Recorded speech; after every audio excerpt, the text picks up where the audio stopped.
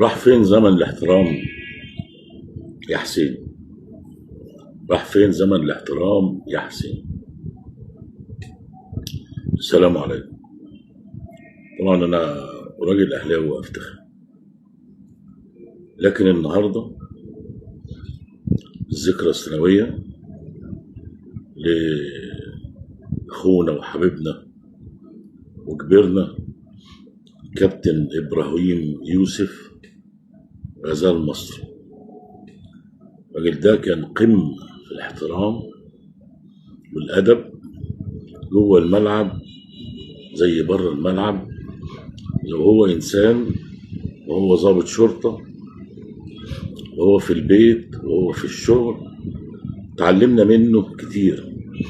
تعلمنا منه الاحترام، تعلمنا منه الذوق، تعلمنا منه ان مفيش غل، مفيش حقد. خطيب عنده زي حسن شحاتة، زي فاروق جعفر، زي اي حد من زمايله اللعيبه. ابراهيم يوسف كان صدره براح لينا كلنا، يعني كان يحب الصغير والكبير. اشتغل في الشرطة، في اتحاد الشرطة الرياضي، اشتغل في دوري الشرطة، بجانب ان هو كان في نادي الزمالك. يعني الراجل لم يقصر في اي شيء، محبوب من الجميع، اهلاوي وزملكاوي. شأنه شأن فاروق جعفر وحسن شحاتة وطاهر الشيخ ومحمود الخطيب، كل الناس القديمة دي. يعني نفسنا نرجع تاني، يعني زي زمان، نقتدي بإبراهيم يوسف اللي لما تسأل حد عليه، زي أشرف قاسم برضه عشان ما نسوش خلوق. محدش يقدر يختلف على إبراهيم يوسف رحمة الله عليه، ويا رب كده ربنا يتغمده بواسع رحمته بحق هذه الأيام الفضيلة وبحق الأيام اللي كان مريض فيها في آخر أيامه. الله يرحمه. يعني أنا قابلته في أكاديمية الشرطة، كان بيقدم في التظلمات بتاع حركة التنقلات. ساعتها مش فاكر سنة كام. وكان هو كان مريض، فمش هيقدر يروح المكان اللي هو رايحه، فكان عامل تظلم. فوقفت صراحة معاه واستعدنا أيام جميلة والله. يعني كان الواحد وهو صغير بيتعلم من الناس الكبار دول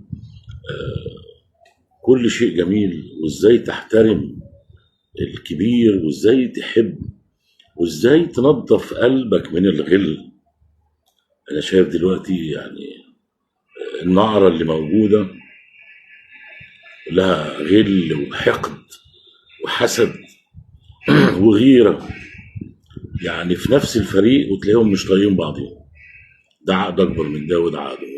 يعني ابراهيم يوسف وجيله رحمة الله عليه يعني شبه اشتغلوا او لعبوا ببلاش، بس كان بيجي لهم بقى ايه من بره، يعني حد من الخليج، حد مش عارف ايه، رجل اعمال، الكلام ده كله يعني.